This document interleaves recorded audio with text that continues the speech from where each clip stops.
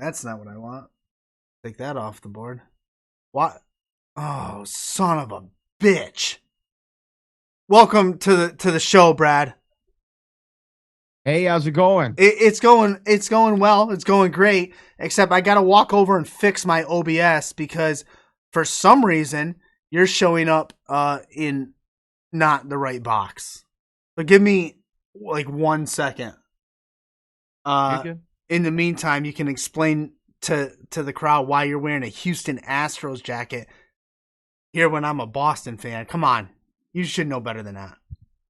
Well, I don't know better than that because last time I checked, the Boston Red Sox did not win I can't hear what he's saying. the World Series in 2022 or in 2017. I think they won in was it 18 or 19, whenever they won it. It doesn't matter. It's irrelevant, just like the Boston Red Sox. I don't really know what else to say. Although I am a big fan of nothing to do with Boston. No, I'm just kidding. I've never been to Boston. Never been to Boston, huh? No. Is that where you are right now? Are you in Boston? Where are you? I'm actually in upstate New York. I'm in Albany. Okay. But I grew up Albany. Albany. Did I say that wrong? No. I was just repeating it louder. Louder. Like emphasize it. Albany. Yes. That's right. No, I am donning all my Astros gear. I'm feeling very in the spirit today. I purchased the season tickets. Oh, so nice. I'm excited. Good How seats. do you feel about losing your top pitcher? Ooh, question. Well, if we were to have lost Framber Valdez, I would tell you how I felt about it. But we didn't. So I don't feel any kind of way. No, JV had a great season, obviously a Cy Young season, but hey, he wanted the money. He's only got a couple more years left. He got us 2 championships. I'm not gonna be mad about that. If somebody wants to go out to the Mets, they can do that. You're not a Mets guy, but you're a Red Sox guy. I am a Red Sox fan. Yep. I grew up Red Sox fan. Why? I mean, not why, but like what's the explanation here? My dad was, my older brother was, and that was anybody from Boston? No. It's just your team. Yep. My hometown it's in New York. It's in upstate New York, even farther than Albany. It's like right on the border of Vermont. So I don't know. Now, who do you root for in the realm of football? Oh, you're gonna like this. Okay, so I'm a Sox. I don't know. I'm a Sox fan, obviously. Celtics fan. They're winning. They just beat the Warriors here tonight. Bruins fan. Congratulations. Thank you. But I'm a Tennessee Titans fan in football.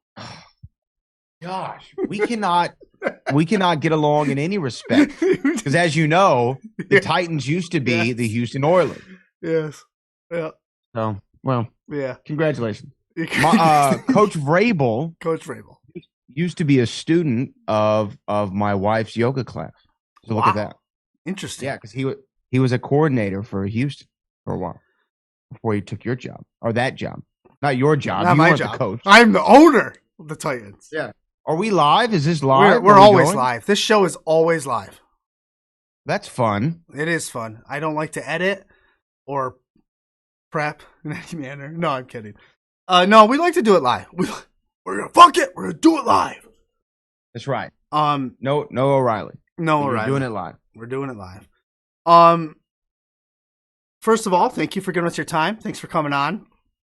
No, thanks for having me. Yeah, I mean, this is a wrestling show, but we literally talk less about wrestling or we talk more about other crap. But you fit right in our niche because you are a fan of wrestling. You're an announcer for Reality of Wrestling, which we've had a ton of talent on from there. You do a show with Booker T. You're all over the place, but you've done something. And when I saw what you did, I was like, we have to have him on. Like, it was amazing. You wrote this book. Back to the Future. It right there. First of all, my favorite movie. It's on. It's on in the background. The small. You probably can't see it. I see it somewhat. Doc's on the screen right now. Doc is no, on now the just. It's we're streaming it from on a closed circuit TV due to the fact that it's not streaming anywhere. I mean, it is. You have to pay for You it. can pay for it, Right. yeah. But it's not on Peacock. It used to be on Peacock. It used to be on Netflix. What scene are we on? This Of is Back to the Future. this is where Marty is writing the letter to Doc to put the To vest give on. to him in 85. Right, okay. I'm gonna jump around with my notes here. All right. I just heard on I was listening to your podcast, the Back to the Future, the podcast. You were talking about fan theories from a YouTube guy called The Way. Brought up 4 theories, Right. and he talked about how Doc changed his mind. He said, "Don't mess with the past because it's going to have such consequences on the future." When he heard that Crispin Glover punched Biff for the first time, or not Crispin, but Marty's dad punched Biff for the first time ever. Never stands up in his life ever. Never. Marty, yeah, you're right. He's like, so was that the moment he changed his mind and is like, oh, maybe there can be some positive aspects of this time travel stuff. Yeah, it could have been. You know, the thing with the Doc is he is a very interesting man because he does change his mind several times throughout the trilogy, right? He says at first, like, you can't change anything in the past because you don't know what kind of ramifications it has in the future. Then he said at the end of the movie, Back to the Future 1, right, I figured, what the hell? But then, literally, the stinger for Back to the Future 1 going into Back to the Future 2 is him saying, we got to go into the future and change some stuff. That's right. So we have a through line. We got to do something about your kids.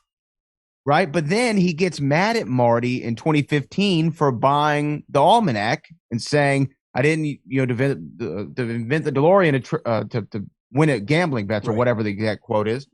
So that's really him going into the future and changing what happened. Do you see what I'm saying here? I do. So he kind of goes back and forth. Then in the third movie, he's ready to risk it all and give it all away for Clara Clayton. Yes. And essentially does, but then still comes to his senses. He's a very complicated individual, Emmett L. Brown. Oh, man. I got these notes, but I'm going to go off on a lot of tangents. The Clara Clayton incident, I had a discussion with my brother about this. Okay. Clara Clayton, original timeline, crashes, goes into a ravine. It's Clayton Ravine. Right. That's the original timeline. Doc saves her. Mm-hmm. Preventing her from falling into the ravine. Oh, I'm going to lose it. I can't remember where I was going with it. So my question is, if he saved her and she never went into the ravine, then, oh gosh, he's in the chat. I hope he remembers. It'd have to come back to me, Brad. Okay. I can't remember. Okay. But the old Indian name for it was Shonash Ravine. Shonash, that's right. Of course. And then in the future, it was named Eastwood Ravine, because they assumed that Clint Eastwood went over in the time train. But yes, it's a very quality set of 3 movies, all of which came out before I was born. Yes, but have had a significant impact on my life, so much so that I've spent endless hours talking about things just as you brought up, and writing a book about it, which was unexpected, but I'm happy that I did it, because it's one of those things not a lot of people do. They say, oh, well, I'll write a book one day, but when you're actually presented with the challenge of it, right, you understand why so few people do it, because it's absolutely insane to do. It is not a normal person's thing. Well, it's interesting. I'm gonna get to the writing. We're different ages. I watched Back to the Future 2 in the theater. I got pumped. Watched Back to the Future 3 in the theater. Why? What is it about Back to the Future that makes it so loved across all these different generations? I think it's several things. First off, I, like you, I came to the movies though later.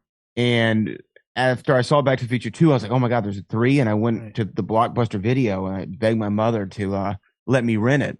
And it wasn't a 2-day rental, so I knew I had a little time with it. It was a 5-day rental. A lot of people don't even remember. They have no idea. Stuff. Some people have no idea what we're talking about. I'm not that old, but like I remember all my siblings were old, which is where I'm getting to. Like my dad's born in the 40s. My oldest brother in the 60s, the second oldest brother in the 70s, my sister in the 80s, and I was born in the early 90s.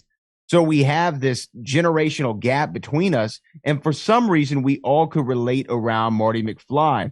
And you're familiar, being a wrestling fan, probably with a guy, Chris Van Vliet. Yep. Do you know Chris Van Vliet? Yeah, we had him on. A Canadian. Yep. Okay, you've had Chris on. Yeah. Chris is a great guy. I can't say enough nice things about Chris Van Vliet and the kind of individual that he is and the extending of the hand that he's lent to me. But I'm bringing him up because he had some TikTok or something recently about Back to the Future. Did you see it? I did not.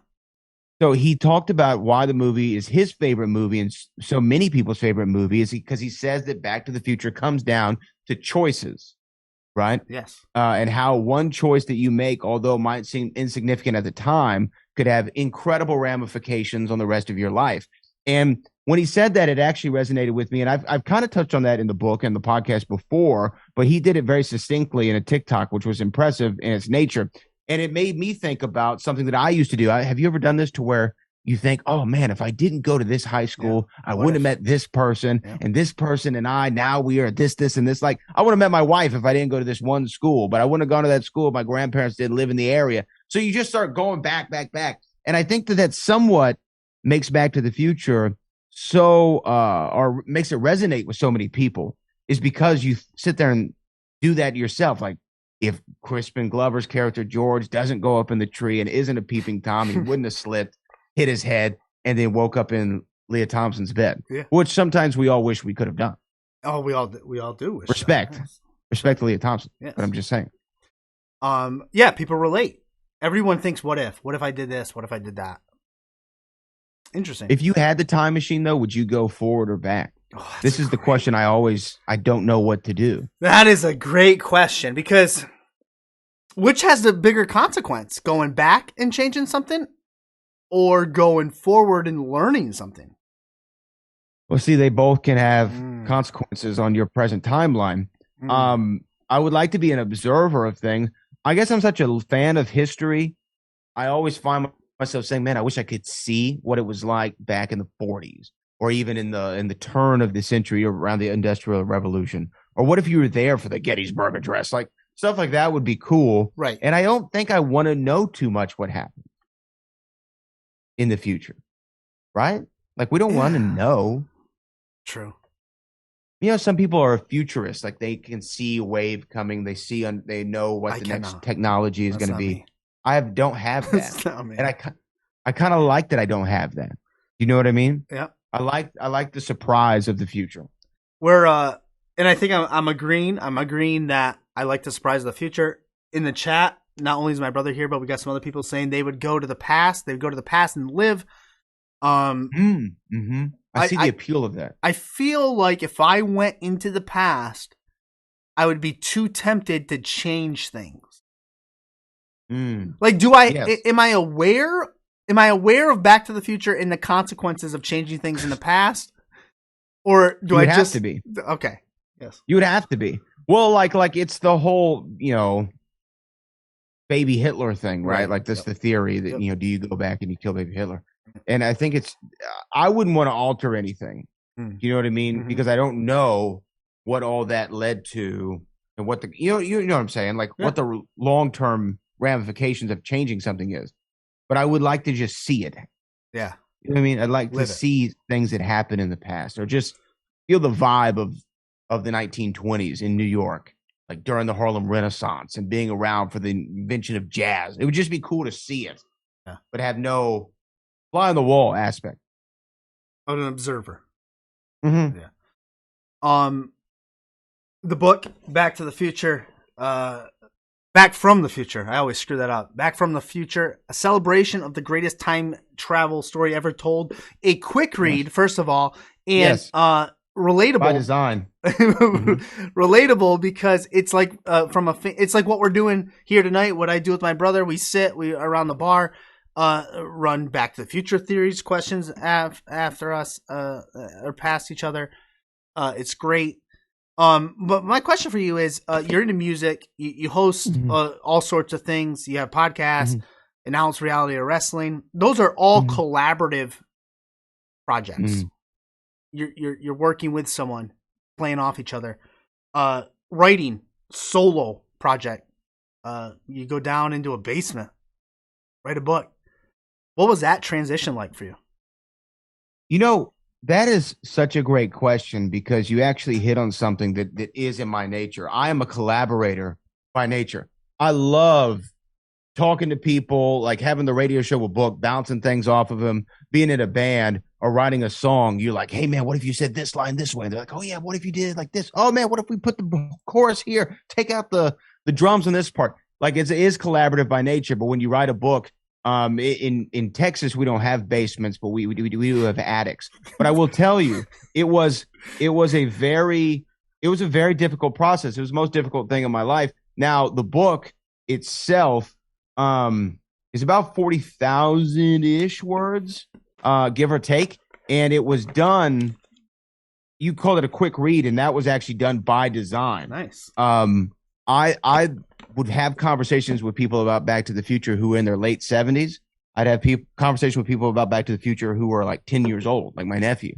And I thought, man, I want to write a book that is just like the movies, is generational and can reach all people. And I felt like when I was a kid, I would look at a book, and if it was real thick, I'd be like, I'm sorry, I'm out. I just can't do it. Right. And I really wanted to get into Harry Potter. And I remember going to the store and buying The Order of the Phoenix. But then 20 pages in, I was like, I can't commit to this. So I wanted it to be succinct, to the point, and relatable to all ages. But to answer your question, I found it very difficult. I found it hard to focus at times, sitting there typing away on a keyboard mindlessly. You almost lose track of what you're doing. So this is actually funny. One of the things that I did, and this seems like it would be opposite, but I wanted just to be around people while I was writing. Gotcha. For that collaborative vibe. And you're actually the first person I ever told this to. So I went to, as part of my standings, I guess, here in the great city and state of Houston, Texas, I have a credential media for the Houston Rockets. And so I would actually go to the Rockets games and sit in the little press booth with 20,000 strong, cheering James Harden at the time. And I'd sit there on my keyboard and I'd write the book at the Rockets game. Huh. That was how I found to be most productive. Right. Being around. Now, you might not think, wait a minute, like there's loud noises, there's thousands of people cheering, there's the announcers, there's the music, there's the lights. But it was something just about being around the vibe of people. Now, that I didn't write the whole book there, but I would go there as a kind of an escape. That is interesting. I would feel like if I wrote a book or anything, I'd have to be like down here, and I'd have to have my kids couldn't bother me, my wife couldn't come down. I'd have to separate myself from society, but I still think I would multitask. I think I'd probably listen to music maybe while I do it. I can't do that. But I will say this. Yeah. I will say this. I am a big fan of Daniel Craig in the James Bond series. Shout he just out to did that book, too. Benoit Blanc. You know, I can't do the thing that he does, but it's really good. He had this quote after he finished filming Spectre, and he said, when he was asked would he ever do another Bond movie, he said, I'd rather smash the glass in front of me and cut my wrist than to ever do another James Bond movie. Wow. Yes. But then he went on to do another James Bond movie. And it's almost how I felt about the writing process. Yeah. Is after I finished and I hit submit and I sent it to the publisher and it was locked. We went through the edit. So we cut chapters. We did all this. I said, I never want to do that again ever in my life. And then like 6 months later, I was like, oh, you know what? I have kind of an idea of something I'd like to do. And then there I was writing another book. Yeah. That leads me, I was going to ask you, you did write the Bond book, which I don't know the title of that book off the top of my head. It's called Bond, James Bond, Exploring the Shaken and Stirred History of Ian Fleming's 007. Wow. Mm-hmm. Title, subtitle. Title, subtitle. Find that in the Dewey Decimal System. Yeah. Bond, James Bond is like the title. Right. Then Back from the Future. But my question was, when you finish this book, do you feel complete, or do you have more to say? Will there be another Back to the Future book? It's a great question. I actually feel like I if I were to write that today, Right. it would be completely different than the book you're holding right now. It'd probably not even look any close to the same book. But again, I wrote this book in 2019 is when I wrote it. It's 4 years ago. I was 26, and that's the first book I ever wrote.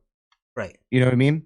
Now that I have the benefit of having written it and then written a second one, I know the pitfalls, the trials, and the tribulations of doing something like that.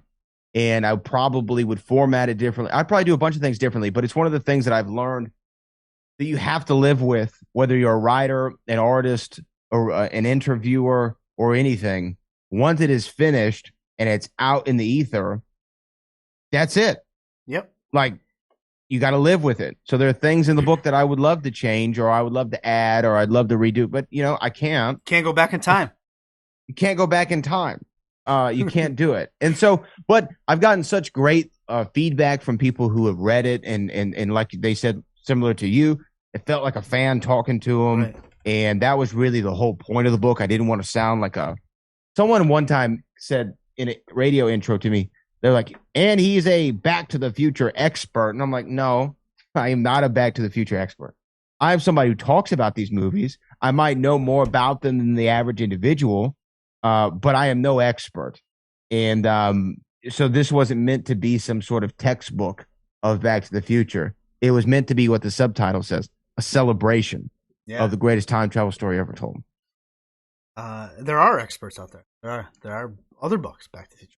This one is like, yeah, but you want to see something I actually got in the mail the other day? I would love to see it. Sitting on my desk. This seems like we're relaxed, so I can show you this. Yes. This came in the mail, this little box. Interesting. And I don't know where it came from, which is really interesting because I did not order it to my knowledge, unless it was like 2:00 in the morning and I didn't know what I was doing. Did they say it's been sitting in the UPS waiting all these years to deliver it to you on that day? Yes, actually, it was a Western Union delivery man running by. I couldn't remember what it was. But look at this. So this is a Back to the Future 2 prop, and I'm going to pull it out and show this to you. This is the Hill Valley Police Department badge for Officer Foley, who helps what's her name, Jennifer, get into her house in the future. But look at that. Look at that. Agent Foley, like Axel. Or Mick. That's pretty cool, I thought. Who sent you that? Where'd that come from? I don't know. I really don't know. And it didn't have any note in there. Because I've gotten things from people before who know I'm Back to the Future fans. Like, I can't show you without getting up, but like I have a Pepsi Perfect that somebody sent me, which is really cool. I have an autographed Tom Wilson Griff helmet. Nice. It was pretty cool. Did they make Pepsi Perfects? Yeah, from Back to the Future 2 as a advertisement for that. Yeah, in 2015 though, in 2015 they released them and you could buy them for $20.15. Obviously, makes sense. And Pepsi did a limited run. I'm being told in the chat with by laws of physics, you can't travel back in time, but if you travel at the speed of light, you can travel into the future. I would have no knowledge of that. I got my degree and I was a liberal arts major, so I don't know. Yeah. I don't know anything about physics. I read that and I'm like, well, if you travel fast enough, you probably could technically, like Superman, spin it back. Exactly. Superman was able to literally put the tape in reverse. Like the whole thing went backward. And we were ended back in the spot, and then he changed what happened to Lois Lane. Would she die in an avalanche or something like that, or a mudslide? It was a mudslide or an earthquake. Earthquake, maybe it was an earthquake, something like that. It's been a while since I've seen that movie. Superman 2 was that, or 1? Yeah, Superman 2. Yeah, I shot them at the same time. I get them confused. Hall of Fame podcast with Booker. Does Booker like Back to the Future? Yes. Yeah, we've talked about it before. He is a big Back to the Future fan. You know what's funny is I call it the 85 trilogy. There are 3 movies that I really hold near and dear to my heart, and they all came out in 1985. One of them is Back to the Future, obviously. Booker's a fan. Okay. The other one, Chevy Chase as Fletch. Fletch. Are you a Fletch fan? I haven't. I'm gonna have to say no because I haven't seen it enough to even. If I said I was a fan, I'd be lying. I haven't seen it. But you have you seen it? I have seen it, maybe once. Okay. It's worth the revisit. Okay. It's definitely his best. It's maybe next to Christmas Vacation. I mean, the Vacation series it's a really hard one to top. Right. But other than that, this is the best Chevy Chase by far. And then the other one is the other 1985 cult classic, Clue the movie. Okay. You ever seen this one? Yes, that I like a lot. Clue the movie is sensational. So, but Booker's a Back to the Future fan and a Fletch fan, which is why obviously we get along. Wait, I'm looking at my notes. I'm trying to make great transitions, but I'm just not good at them. Sometimes. You know what? Like, if you can't do a perfect 10 out of 10, like, just move on to the next Just thing. move on. Don't try. All right. You probably heard this question before. It's probably been thrown at you several times. I'll try to throw a bunch at you. One, would you like to see a Back to the Future 4?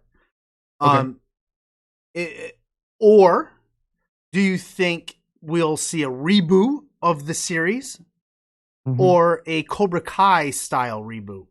Those are 3 different questions. Right. The answer to the questions in order is yes, no, no. I'll say I'm one of the Back to the Future fans who it's like, at first I always said, no more movies. This is perfect. Do not touch my happiness. Don't F with it. Right. And then I went and saw what they now call the 2016 Ghostbusters Answer the Call. Right. With Kate McKinnon and company. And I had the same feeling when they were making that movie, when the movie was released. I was like, this is going to ruin Ghostbusters for me if it's not good. And then I went and saw the movie, and I mean, it was dog crap, but it didn't ruin my love for Ghostbusters 1 and 2 at all. It did not lessen my enjoyment of the films. It didn't make me view them any differently. I did not like the 2016 Ghostbusters. And it wasn't because I remember that film had a lot of controversy because it's like all female cast, da da da da. It had nothing to do with the all female cast. I think all those women are completely talented and awesome, but I did not like the movie. So then I started thinking about it. I said, well, you know what? What's the worst thing that can happen if they make another Back to the Future movie? One, if it's awesome, well, great. We have more Back to the Future in our lives that I can sit and talk and do a podcast about for another 7 more years after that. But if it sucks, I never have to watch it again, and I still have the perfect trilogy of 1, 2, and 3. So I would like to see it only because if it's great, incredible. Do I think it's going to happen? Do I think there's going to be a reboot? Absolutely not. Bob Gale, who's the co-creator of Back to the Future, I've had on my podcast on 2 occasions. He is pretty much like, no, not going to happen, never going to happen. Don't even consider it. Not in the realm of possibility. So for those reasons, I don't think we're going to see it. And I asked him that question. I said, hey, the guys from Cobra Kai said they'd like to do a Back to the Future series of Cobra Kai. And he was like, I'm not interested. Did they really say that? They did. They did. Interesting. Yeah, they said they'd love a shot at Back to the Future. And then literally I asked Bob Gale the question. He said, no. Did they have an idea of what they would do? I think that they do have an idea, but they did not share what it is. Yeah. Being asked in the chat, did you enjoy Ghostbusters Afterlife? Loved it. I mean, look, is it like the first 2? No. But does it feel like it's a part of that universe? And what did it leave me wanting to see more from it? Yeah. I know a lot of people were like, Ghost Egon was weird. I didn't really think so. I kind of thought that was like a really touching moment. And I thought they did a great job with it. Did you like it? Did you like Afterlife? I did not see it. You haven't seen Afterlife? I have not. I have not seen Afterlife, and I have not seen the one with Kate McKinnon. Wait, if you're a Ghostbusters fan, like they're both worth the watch to see them. The Afterlife, though, is a good movie. My wife's a big Ghostbusters fan, so maybe we can get back into it. Yeah, I watched the movies, the originals, and the cartoon. I was a big fan of the cartoon and Ecto Cooler. Right. I just haven't. So what are your go-to movies other than Back to the Future? Back to the Future, Star Wars, Indiana Jones. Oh yes. Marvel. Mm-hmm. I'm a big fan of everything that you just listed. Indiana Jones in particular, out of those 3 properties. Making a new one. I know. I like it. Yeah. Here's the thing. The fourth one Crystal gets Skull. crapped on. Yes. Crystal Skull gets crapped on more than it deserves to. Right. Like, I get there was some weird CGI and maybe you don't like the alien thing, but I like that movie. Is it the best Indiana Jones movie? No, but it's third on the list for me. Interesting. I'm not a big Temple of Doom guy. I don't find that movie as enjoyable as other people. I think it's Crusade, Raiders, Crystal Skull, and then Temple. I don't know. I like the movie. I don't know why people dislike it so much. See, it's I interesting. kind of have fun with it. Because Temple of Doom got me into Indiana Jones. Mm-hmm, so that one's higher up on my tier list, is what people like to do. Higher up my tier list. Then Raiders of the Lost Ark is phenomenal. Yeah, it's so good. But then at the age I was, I saw Last Crusade in the theaters. And that was like epic to me. Because I'm not going to do time. 89. Yeah, 89. So I was 10 years old. So it really hit home. Junior. It really hit home. And I'm like, oh my God, there's young Indiana Jones. So I think that's up there. So I think my tier is skewed because of my age when I saw things. Crystal Skull, not as bad as people say. I'm very excited for the new one. I think it will close things out. I think Harrison Ford wants to have closure for a lot of these things. He did it with Star Wars. He did. He wanted that closure. So be interesting. And I'm not sure when that's coming out, actually. It's summer, I think. Summer this year. Also, Back to the Future on Broadway summer of this year. It is in New York City. Yeah, I really, me and the wife, we're discussing it.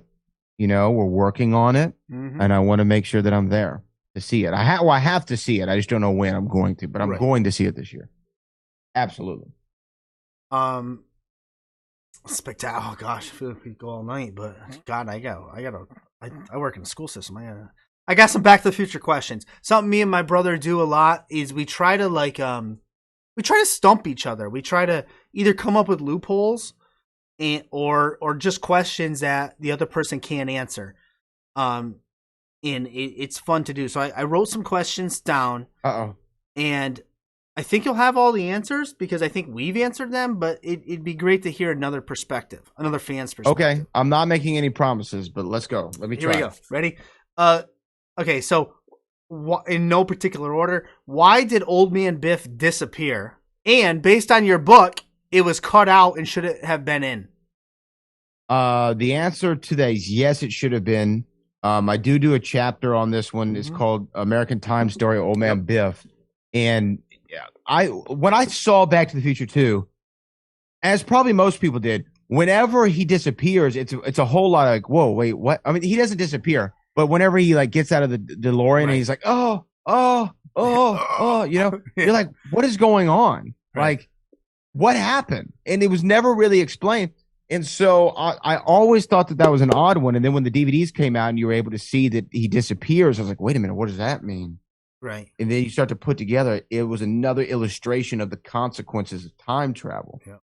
And how it can be misused and how you can literally erase yourself from existence, which is what happened. According to Stephen Clark, who is the aficionado of all things Back to the Future, and Bob Gale himself, Old Man Biff disappears because when he goes back and makes himself rich, something happens along the timeline. And in the early 90s, he gets capped by Lorraine.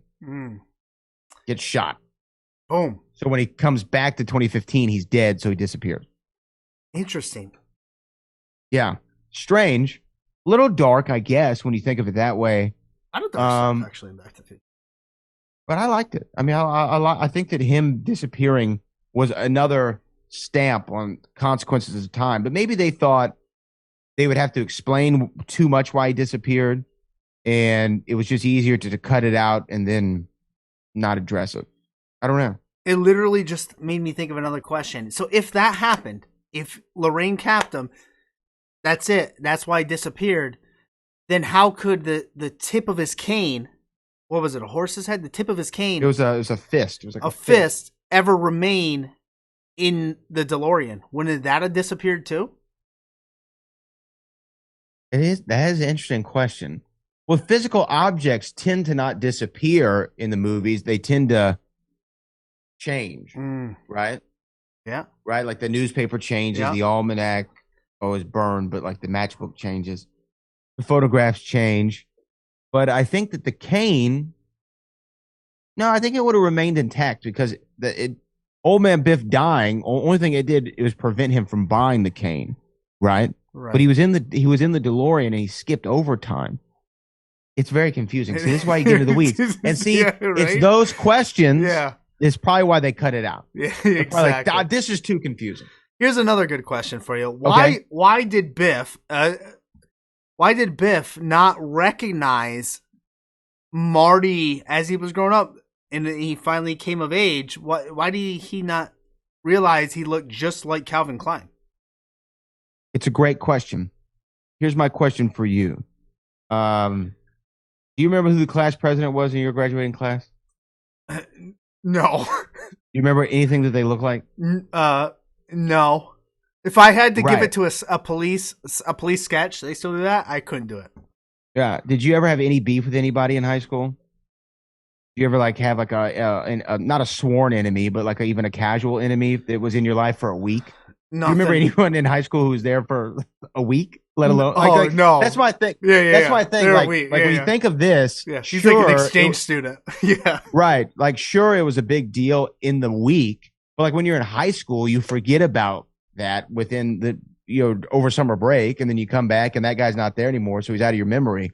So I don't think that he would recognize him. Like, if somebody came up to me who I went to high school with, I was like, "Hey, Brad, we had class together in sophomore year." Like, I would probably have to take their word for it because I would have no recollection, like zero, unless you could show me a picture of us. So I actually don't put as much credence into that as other people think. And then they're like, well, they ended up naming their son Marty after the Calvin Klein guy said you should name your son Marty. I'm like, I don't know. I think that it's a stretch. Yeah. I think it's a stretch.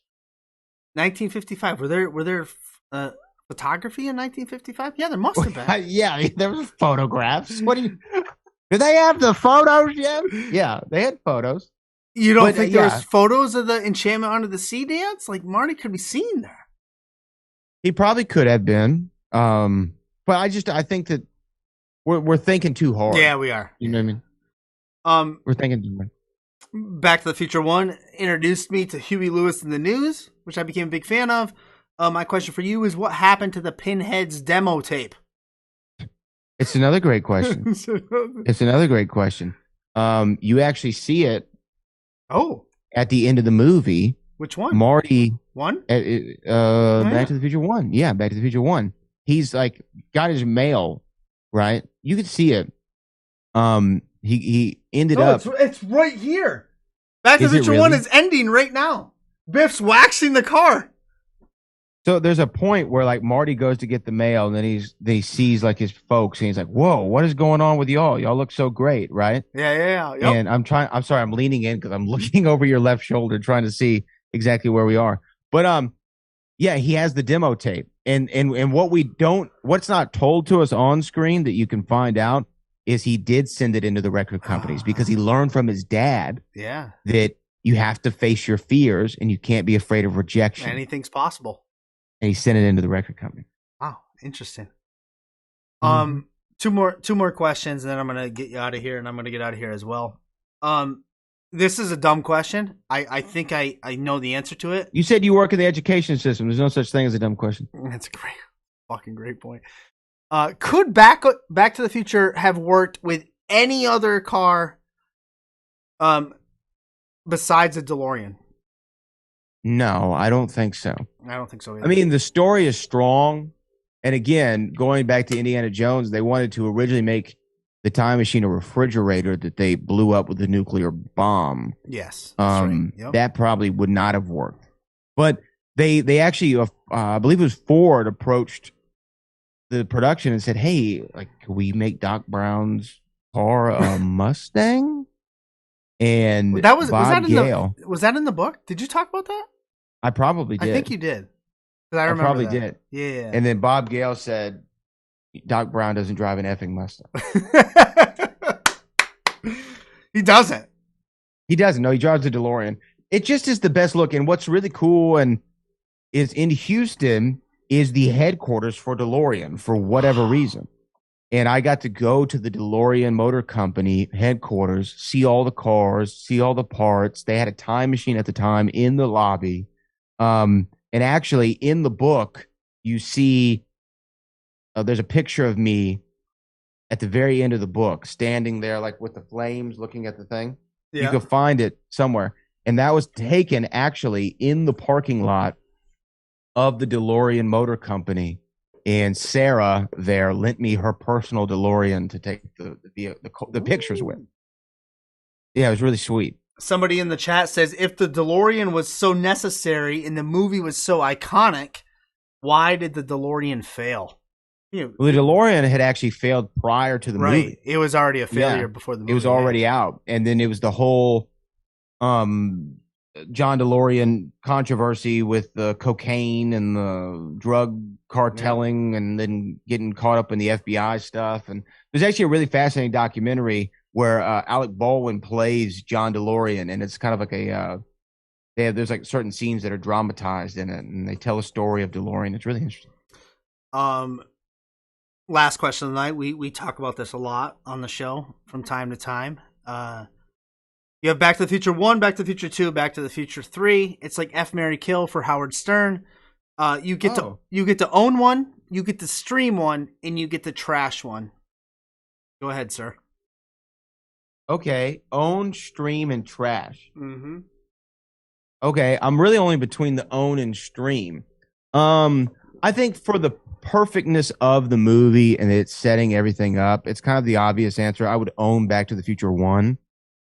Although most days it's not my favorite, which is crazy. So I would stream Back to the Future 3. I would trash Back to the Future 2. It's hard.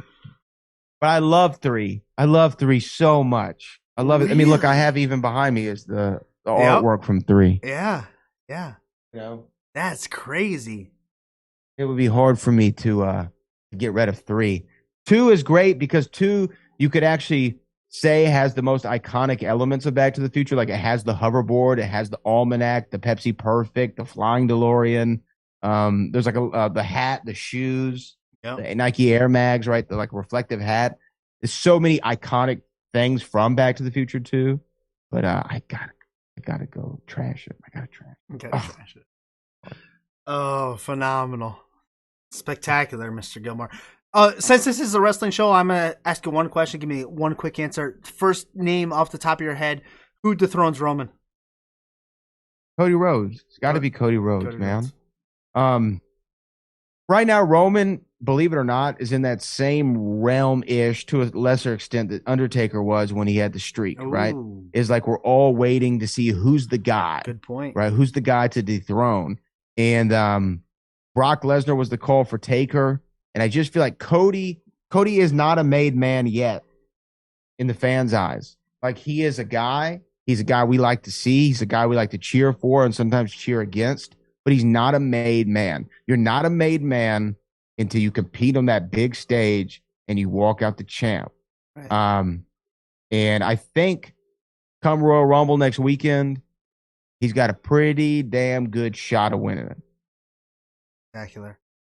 I said it at the start. Thank you for giving us your time tonight. What we do at the end of every show is I'm going to give you the microphone, put over anything you want. We've had your link tree going off in the chat all night here live on Twitch. But let people know, where can we find you? Where can we hear you? What do you want to plug? All that fun stuff.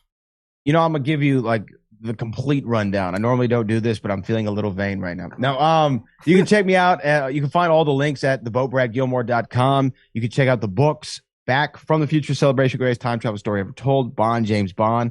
They're both on Amazon, Target, Walmart, Audible, wherever books are sold. You can pretty much find them. Buy them if you'd like. That would be great. You can listen to Booker T and myself if you're in the Houston area on the ESPN affiliate out here, or you can stream the podcast at the Hall of Fame podcast on all the apps on YouTube. You can watch the show, watch Booker and I do it in video form. You can listen to Back to the Future, the podcast. Season 10's coming out next month. We have Clue the Movie podcast where we watch Clue the Movie 1 minute at a time. You can check that out. And then you can check out the collection with Brad Gilmore where I interview some of my favorite people of all time. Jimmy Fallon's been on the show. Yep. Mark Wahlberg's been on the show. Jay Leno. We just had William Shatner on the show, 91 years of age, and we had him on the show. So you can go check out interviews like that. And you can find me most nights in this room hanging out with my cat. Spectacular. I have 2 cats too. I just found out recently that every human year is not 7 years, and cat years, I heard it's like 30. What? Yeah. So my cat is 500 years old. What? That Yeah. can't be true. That's what I read it That on can't be true. I read it on the internet, so I don't know. Oh, we don't have a fact checker here. You said something earlier in the show tonight that made me pop, made me laugh. When I said basement, you said we don't have basements here in Texas, and I laughed because I thought of Pee-wee Herman and that there's no basement in the Alamo. So I had to throw that out. If you have never seen that movie, go ahead and watch it. Otherwise, yeah, Mr. Gilmore, you've been a pleasure to have on. We could talk wrestling or movies all day long. You're welcome back anytime. And, well, have a glorious night. We'll talk to you soon. You have a better one, my friend, and I can't wait to come back. Peace. Spectacular, Vanessa.